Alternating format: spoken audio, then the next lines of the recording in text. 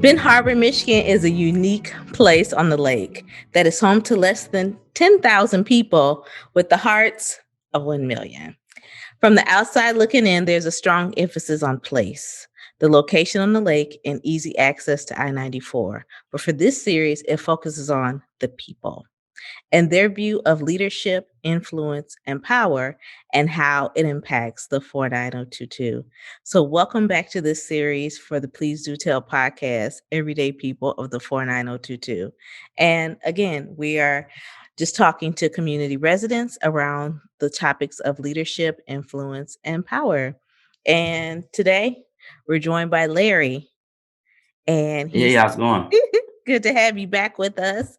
And Glad to be here. we're going to wrap up our conversation with him and listen to some of his story and the voices of the community. So let's get started. All right, Larry. So we've been talking before about these topics of leadership, influence, and power. So, this next conversation that you had is with someone that we know, I would say, pretty well. So, tell me why you decided to interview Corey and what that conversation was like compared to your other conversations. Um, I decided to interview him because he's a pretty well-rounded guy. He always positive. He always looking for positive things to say about people, and good at working with people. You know, and he was excited to do it as well.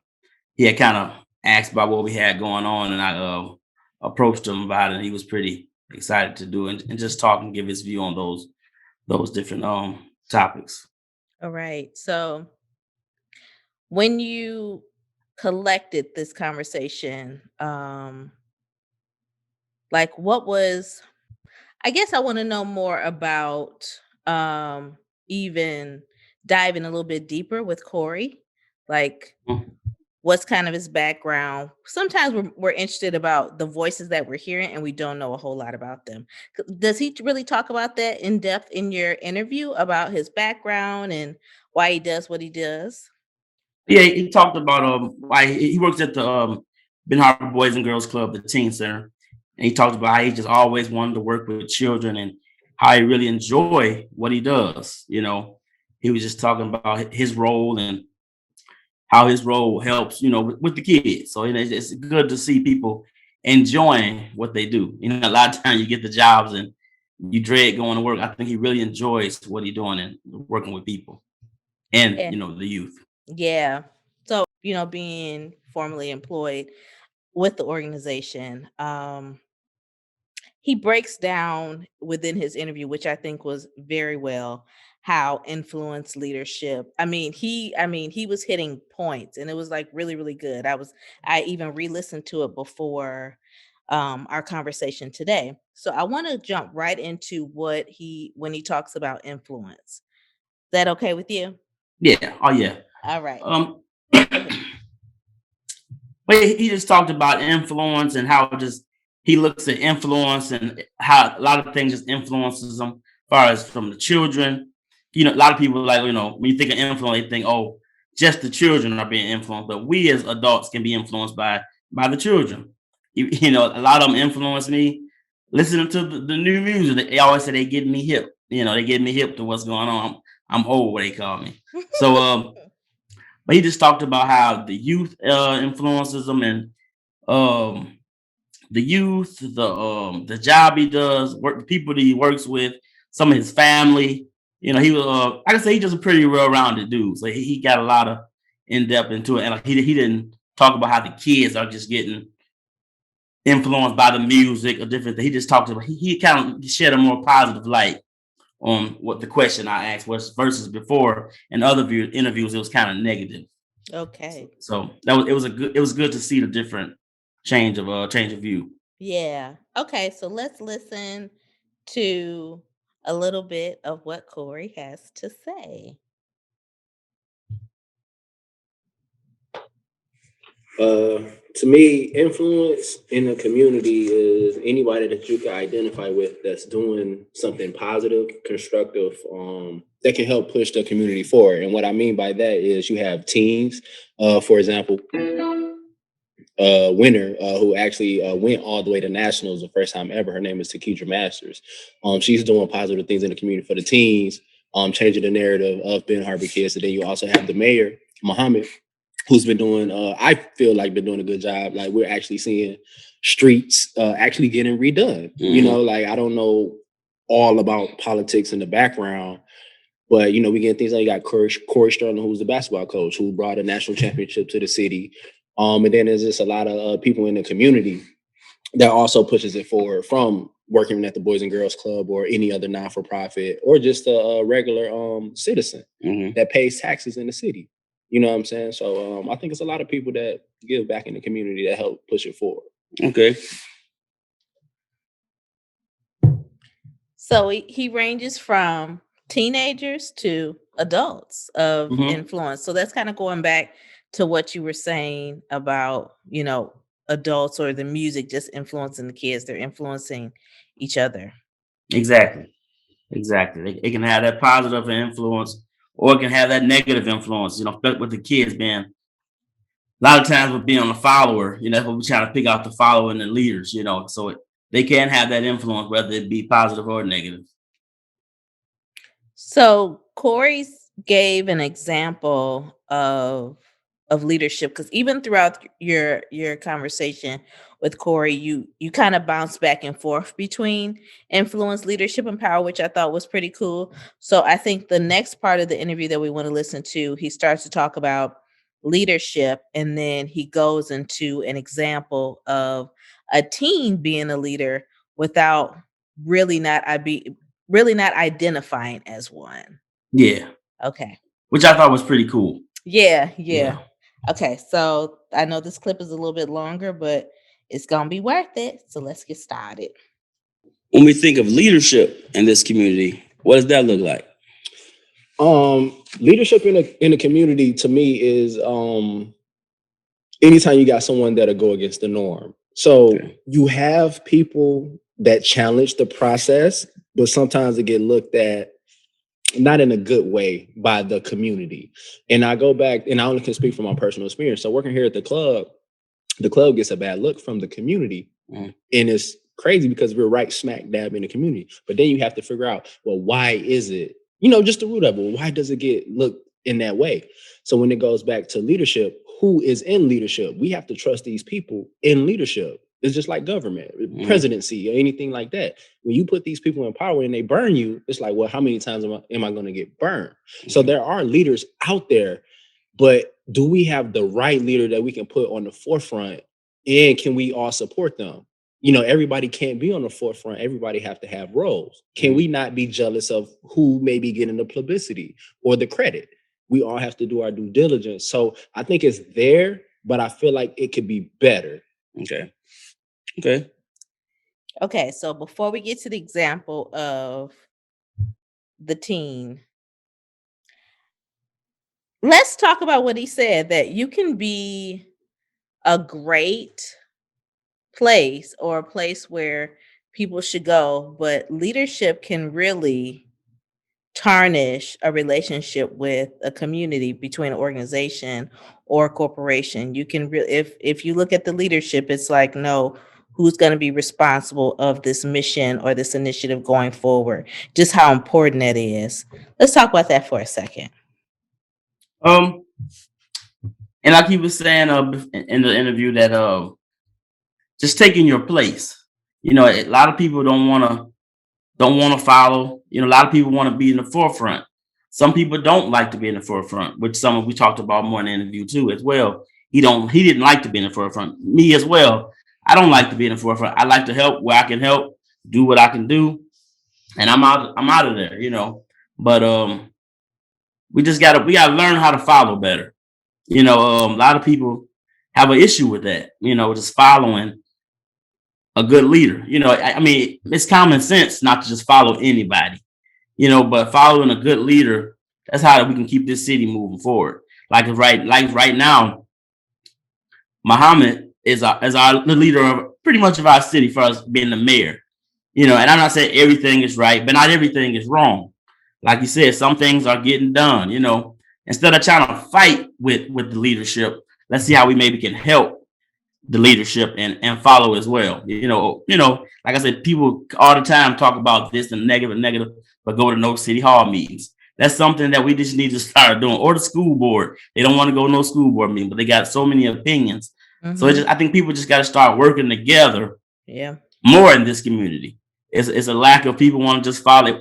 It's too many cliques. Everybody want to do this and be with this clique. I'm with this clique. I'm with this clique. We won't move forward like that because everybody's scattered around. Everybody's scattered. So that's why I kind of go with that. Yeah, and it made me even think about a lot of people that come into the city. They're like, gosh, it's a church on every corner. Yeah. It's also a liquor store on every corner. I would just say, not a church, it's a liquor store. So it's I want to branch out and do my own, or I want to branch out and make my own money. And I'm talking about convenience stores or whatever. But if we really look at their system, a lot of the convenience stores are related. So they are working together. They're working together. So it's something that we used to do and that we need to go back to. And I know he talks a lot about that towards the end of his interview. And we'll talk about that too, where identifying leaders from back in the day and knowing that there were people in the background playing huge roles to make sure that person or that mission was moving forward.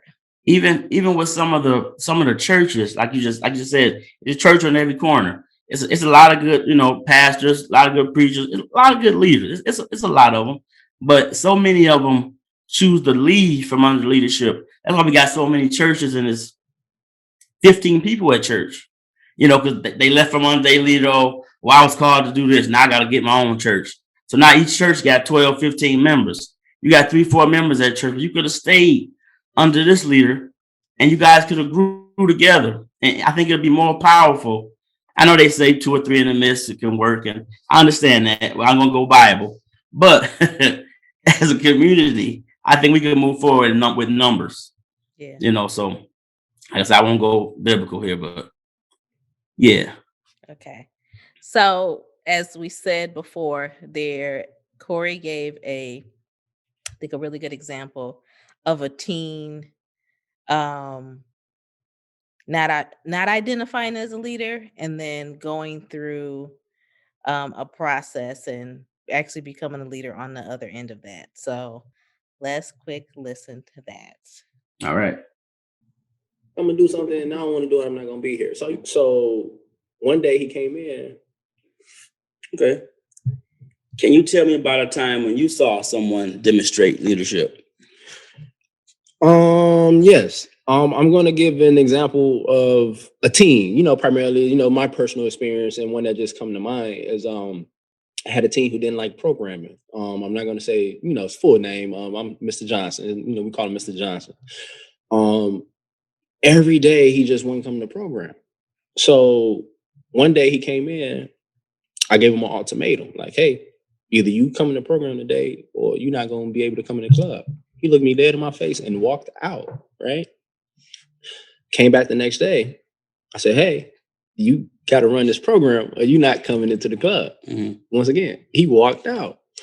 So I respected him because he made a choice, he made a choice. Like, you know what, instead of being here acting like I'm going to do something and I don't want to do it, I'm not going to be here. So, I respected that. But then when he came back 2 weeks later or whatever, this still stood. He knew what was up when he seen me. Hey, you got to run a program. I say all that to say this. So we finally got him to run the program. And from him running that program, he's seen the impact that it had. So now he was an older cat. He was probably like a senior at the time. Okay. So now he became an advocate for the program and was helping me recruit freshmen and sophomores to go to the program. Okay. I felt that was a great deal of showing leadership coming from someone who didn't even come to the program, who said, you know what, I'd rather not be in the club to come to the program to advocate for the program. And that shows leadership that was demonstrated. Also, too,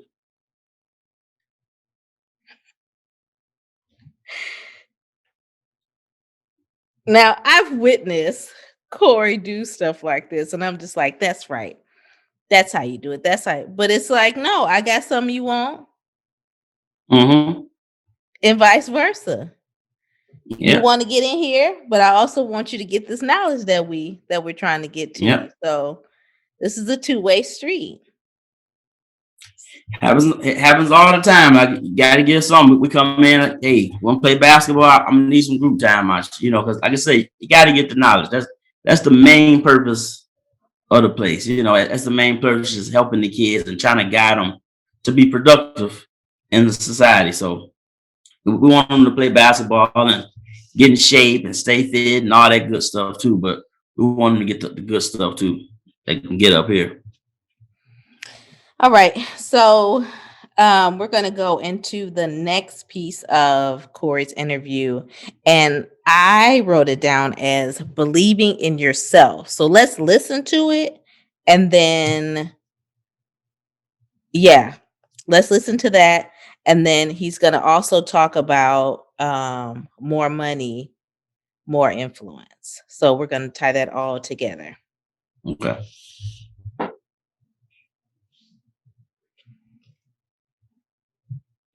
Another form of leadership I've seen is just people just step up and fill voids and be there for one another. Like I seen a few things in the community, and a lot. I would say more now. I don't know if it's because of COVID or anything that's going on, but a lot of people are believing in themselves, stepping up and saying, I'm not waiting for things anymore. I'm going to go out and get it.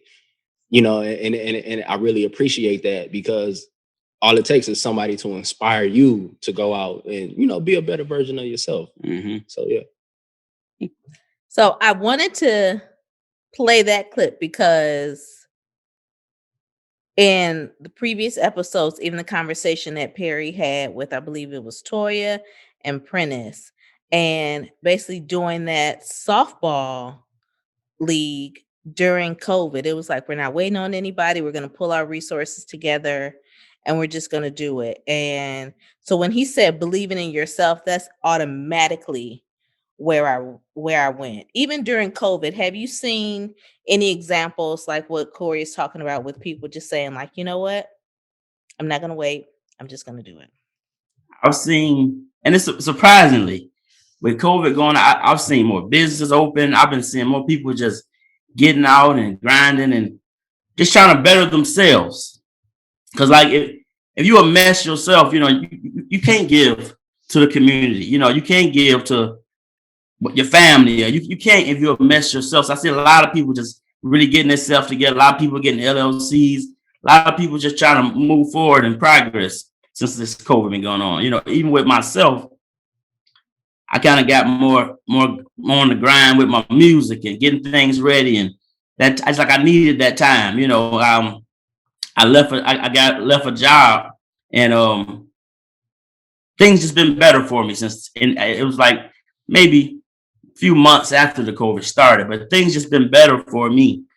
As far as COVID, I was able to focus better, doing better, a little better with my health thing. It just I was stressed. So this COVID kind of just it got me kind of together. So I've seen a lot of positive come out of the COVID. I wish it go away and we can get something. They got the vaccine going by. I've seen a lot of positive from it, and a lot of people just really trying to go get it and, better themselves. Yeah. Well, another positive thing that happened is this series. We were able to do the interviews, social distancing, and recording. And so, there is some really amazing things and people stepping up and just getting stuff done during this time. So that is a positive. So when Corey talks about having the most money, having the most influence, we need to listen to that and then talk about it. Okay.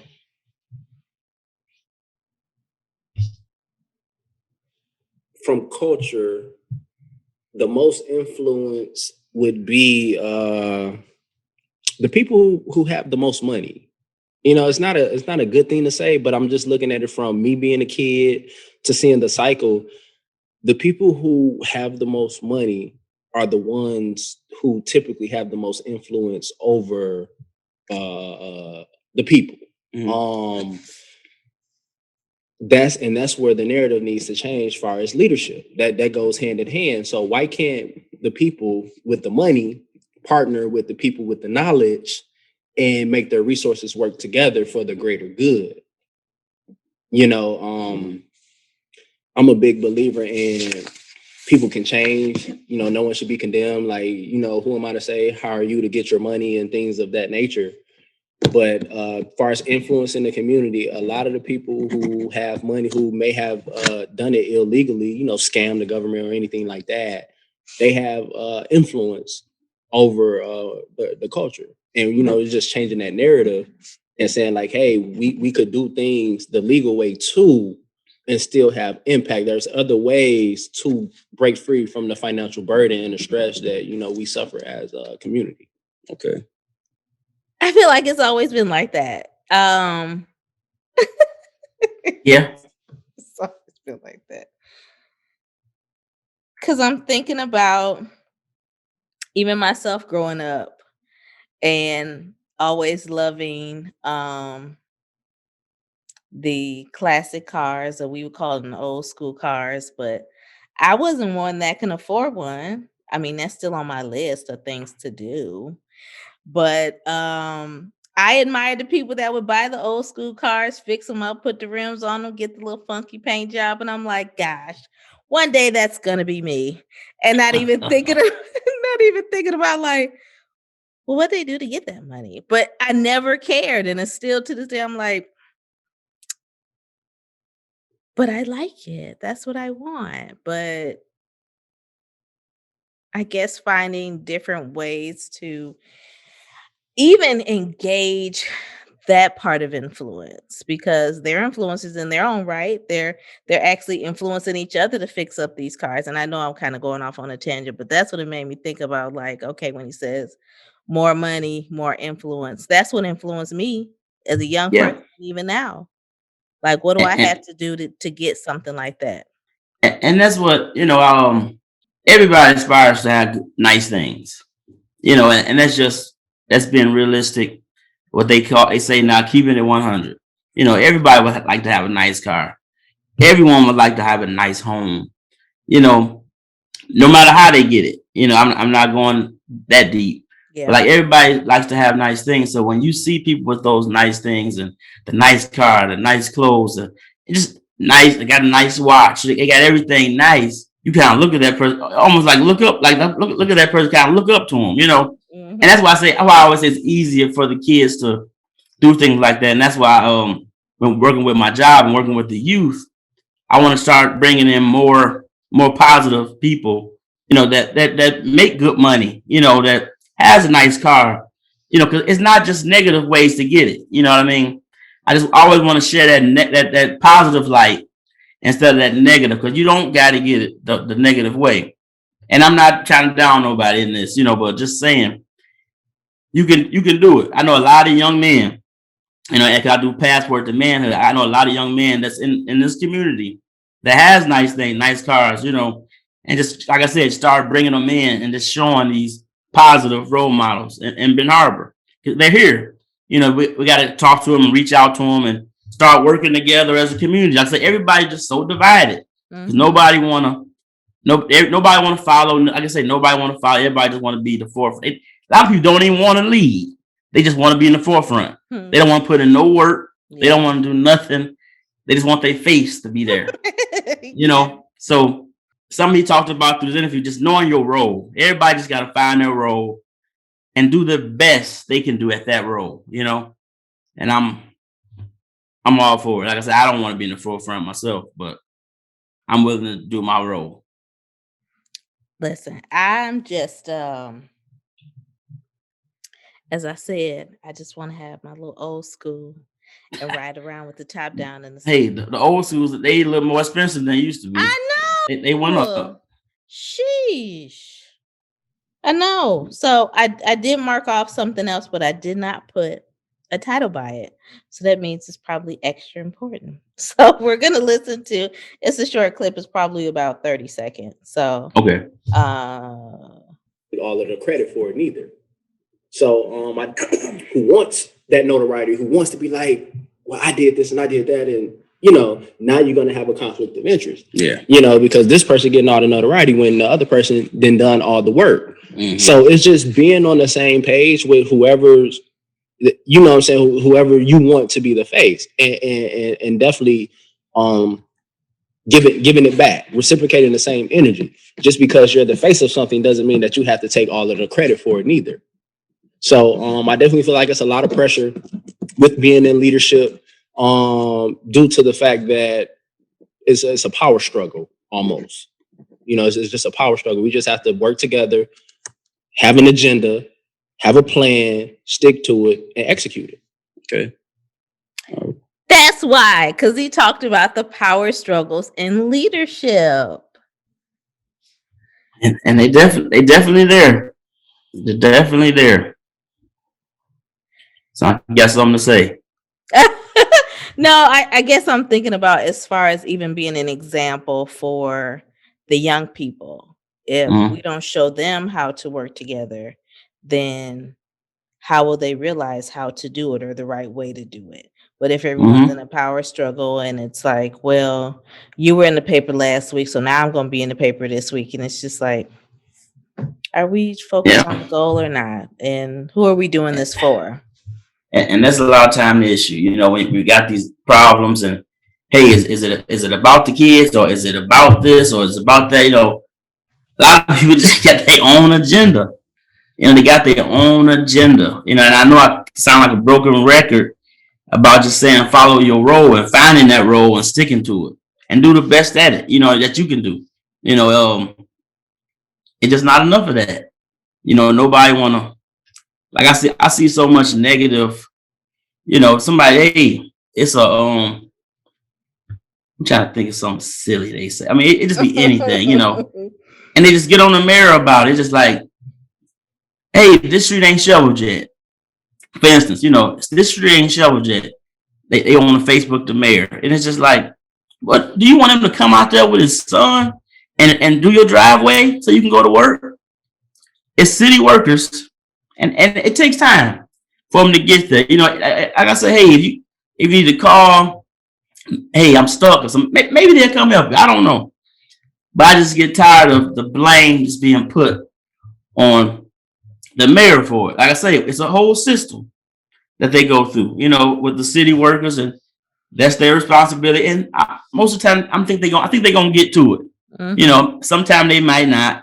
You know, I know, you know, but don't condemn them for it. You know, maybe we can get more brothers out here helping out in the community. You know, it get rough sometimes. People got to work at 6 a.m.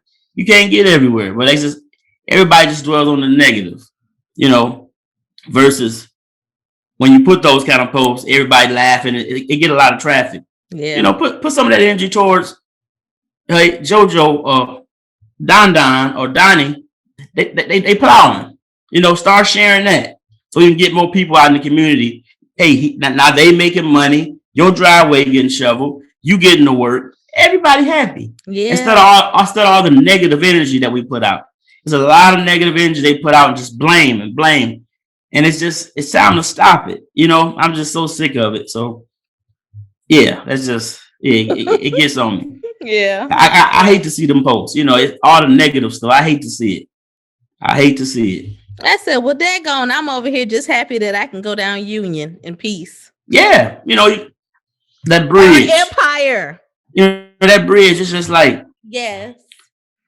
You know, it probably just sent a few people to Bell Tire. It's, you know, sent them to the tire and get tires. You tear your car up. You can't even, you have to just go a whole nother route. So we're having some progress. You know, I had one lady, hey, like you just said, Union, for instance, one lady, I was out doing another job, and the lady said, excuse me, the young lady stated, they driving too fast down Union now. You know, she wanted to contact the mayor about it, be like, what do you want him to do about that? That they driving to, I don't know, they want speed bumps in the middle of all the streets, or like they put in the complexes or what? Oh, please don't. But you can't satisfy everybody. Yeah. You can't. Yeah. You know, so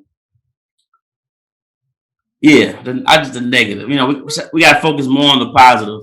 Yeah. more on the positive. You know, we'll feel better. And people always say, smile more and you'll feel better. Yeah. You know, focus on the positive. So much negative energy. And even the positive with this is like, we couldn't get to everybody. We couldn't interview everybody. Yeah. And those that said yes, then yes, we move forward. But let's also celebrate that this is something that is for the community. I'm talking about this series for the community, and we're actually hearing from people within the community that are just, as they say, we're just regular smegular residents. We don't hold no title for nothing, or if we do, we don't want you to talk about it. But these are the things that we are observing as residents of this community. So that's another thing too. So Yeah. that kind of segues into, he talks about inspiration. So let's listen to what Corey has to say about that.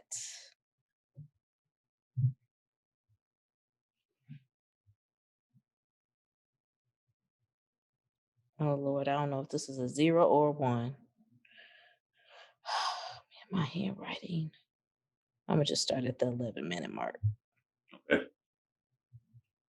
Your interview is totally different from anybody's that I've done this with since I've done it.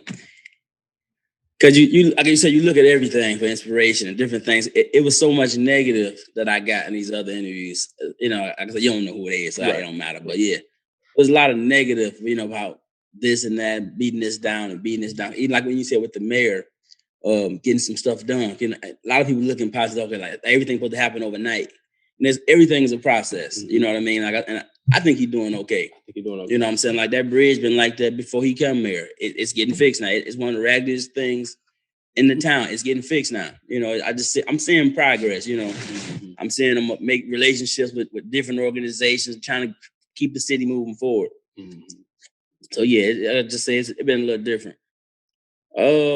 What does power and influence look like in this community? Power and influence.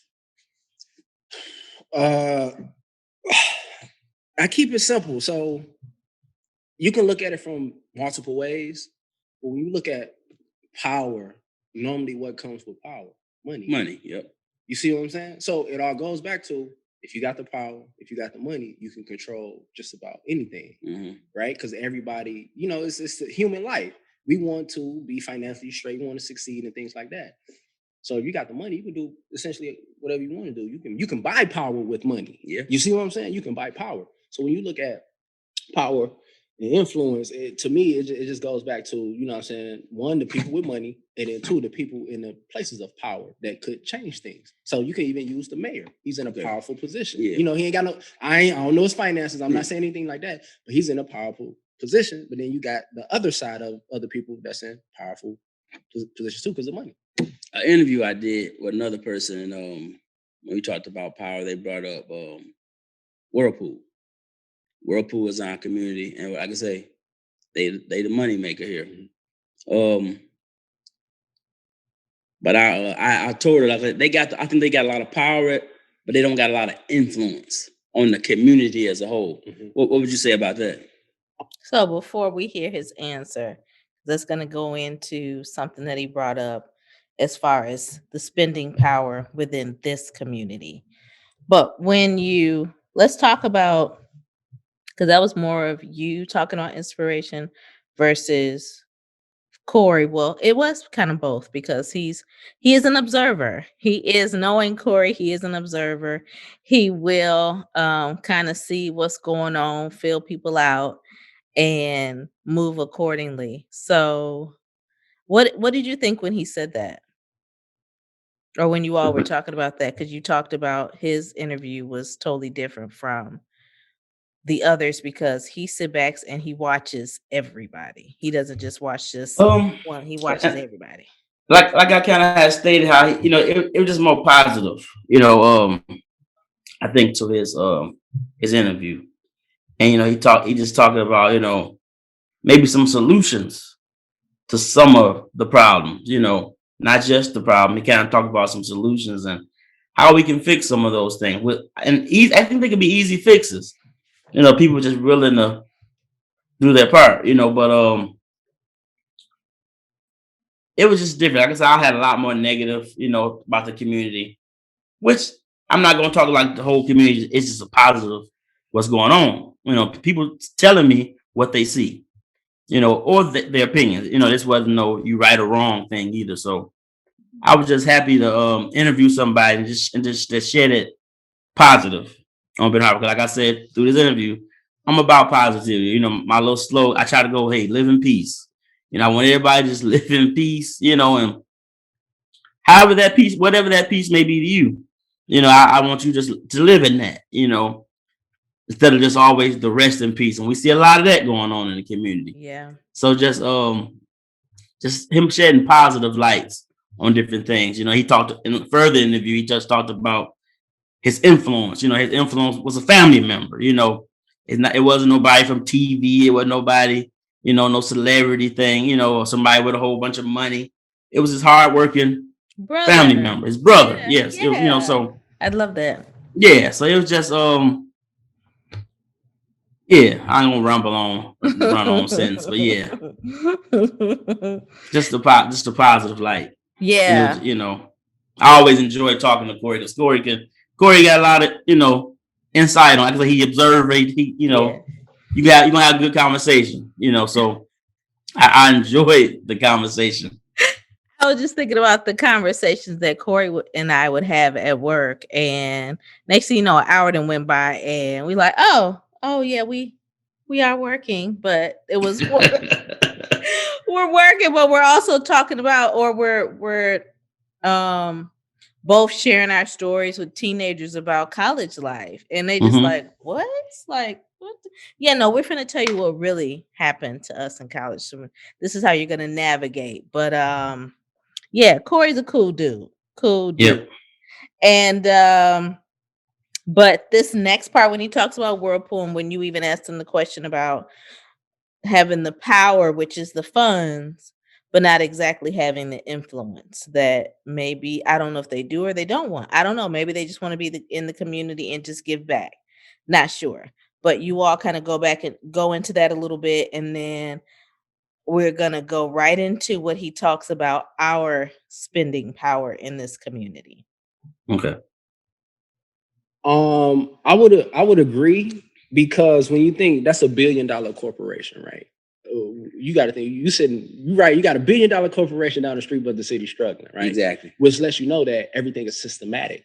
So you have to figure out what the root is to that system and how can we tackle it. I always say, as a culture, we wait for a savior. I don't want to get too religious and stuff like that, but if Jesus, white, blue eyes or whatever, that's the savior, right? So everything is constructed to save us. What we have to do is we have to save ourselves. You know what I'm saying? And it's tougher. It's not going to be easy, but we have to save ourselves. So when you look at that, we have to work together. Economics. Everything is economics. Benton Harbor is a renter's city, which means we ain't really paying property taxes like that. You have to have ownership. When you go and you look at differences, the differences are you have more homeowners in other districts than Benton Harbor. So now you got the tax money that can help. You got to think, even to go back with the city income tax, that helped. Yes, we got some money took out of our checks, but that helped the city. Exactly. Right? So imagine if we got property taxes going into, like just little things like that. That's going to help. Now we're not essentially waiting on Whirlpool, because now we're building our own communities. And like I say, it's history. It's a lot of things that can go into it, because it's not all our fault. I'm not just going to say it's our fault. We got to pull ourselves up. Things were designed and put in place for us to fail. Yeah. So everything we see is just the benefits of a system that's working. Yeah. Right. But what we have to do is identify the root. How can we better the community? It's ownership. Because if we own something, they can't take it away. We ultimately have to say so. We have the black dollars to make a difference in the community. True. All right.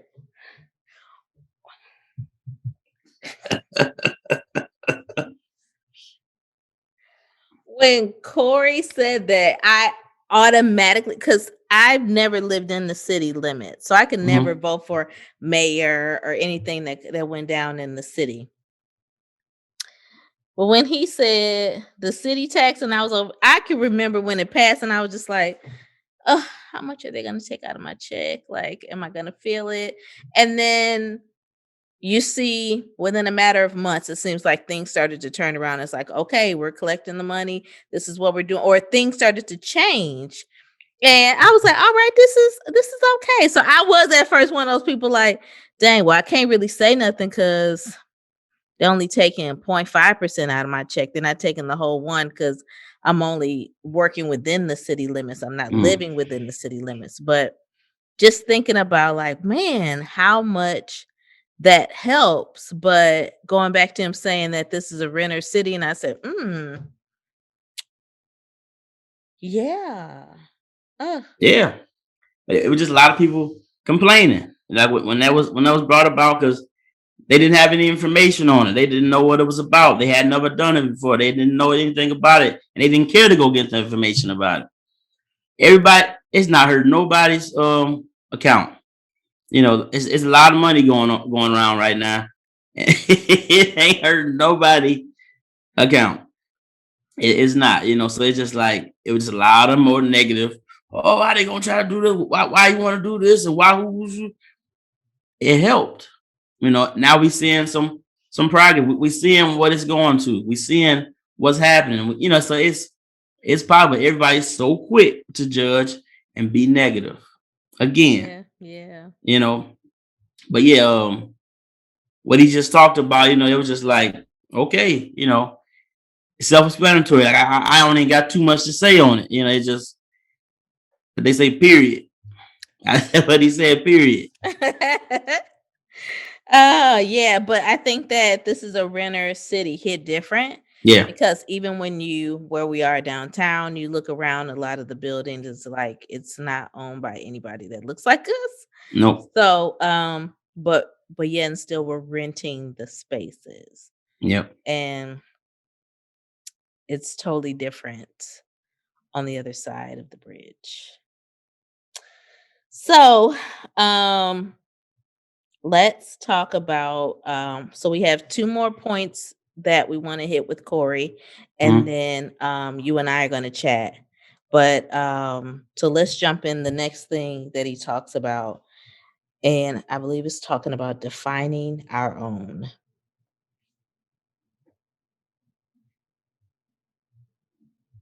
Platform. Not that if the message is right or wrong, it's the platform. It's more of who says it, right? I'm a fan of what's right, not who is right. Okay. What is right? You know what I'm saying? I don't care what you're telling me. I don't care what you look like. Did I get the message? Is it the right message? Is you telling me the right message? So I think when we look at that, we need to decipher, because right now it's interrelated. So we need to decipher if it's going to be about influence. What does influence look like? What do we want influence to look like? When it's power, what does the power look like? How do we obtain power? Whether it's in a community, together, individual, whatever status you're chasing after. And then I keep forgetting, I know it's like 3 of influence, right? Yeah. No, influence, power, and leadership. And leadership. Yeah. And leadership. What is leadership? You know what I'm saying? Can we work together? I always go back to Malcolm X, Martin Luther King, Marcus Garvey, all of them. That was true leadership. But guess what? You had the buy-in process. You see what I'm saying? Yeah. You had the buy-in process.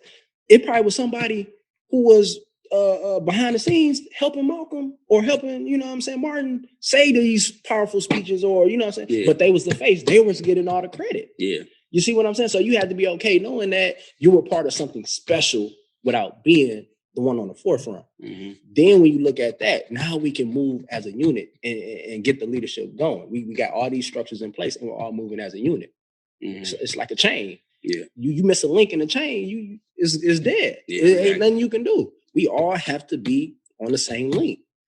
So that's why I love what we do here, because everybody, we have our designated roles. We all help out in a certain area, but we all have our designated roles and we all move like a unit. I can truly say, since I've been working for this organization for 4 years, that this is the most I've ever seen us move truly as a unit. You know what I'm saying? And it shows. Like I said, and I go back to we had our first ever national finalist for Youth of the Year. When he said basically we have to find our own definition of what leadership, influence, and power looks like. And I'm telling you, that MLK, Malcolm X, and Marcus Garvey comment, it was like, that's it.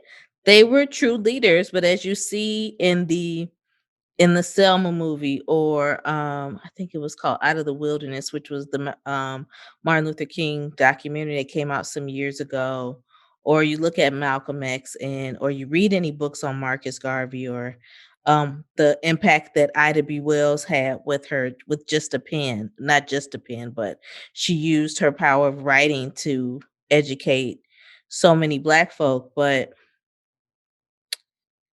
there's so many people behind the scenes that are making sure that the project, the mission, the idea moves forward.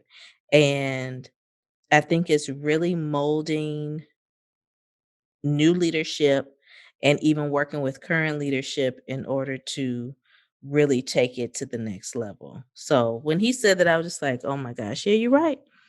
And then looking at the documentaries, like I said, you see who's really working behind the scenes to make sure that this stuff happens, but they don't even want the glory or whatsoever. They're like, no, I see that star, or I see the rainbow, or I see the light at the end of the tunnel. And if I support this person, we're going to get there.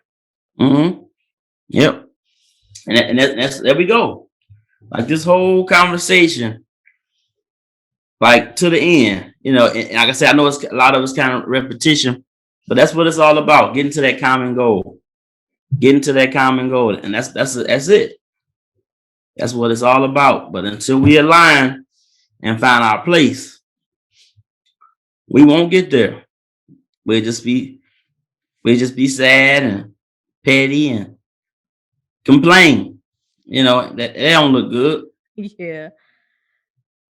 So from all the conversations that you had, I have probably a two-part question. What were some of your biggest takeaways? And after completing this whole process, as far as like being a part of the series and also being a researcher,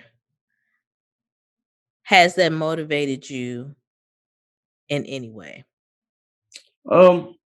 First off, I enjoyed sitting down and doing my interviews. Some of them we won't have on here, but just sitting down with the people and just getting people's opinions, and you're just like, man, I never thought about this that way. I never thought about this that way. So a lot of people sitting down with people just kind of enlighten me. I did like probably 7, 8 interviews.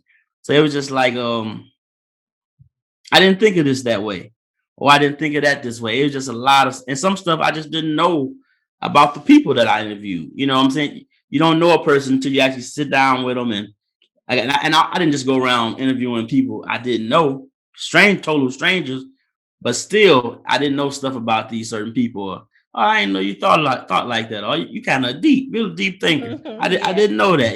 So it was just cool to sit down, and most of them was like my peer age. They were around my age, so it was just a cool experience to just get.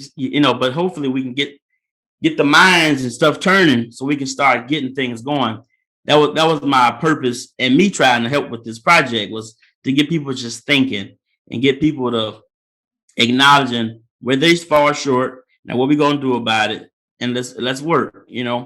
So I hope people get that with it. I hope people view in and listen to these interviews of mine, to other folks that participate in this project, because I think it's a good start for what we try to do. Everybody that was involved with this want to see the city of Benton Harbor progress. Well, that's how you wrap up a show, y'all. So, Larry, we thank you for being a part of this series, for actually going out into the community and listening to community residents, especially around influence, leadership, and power.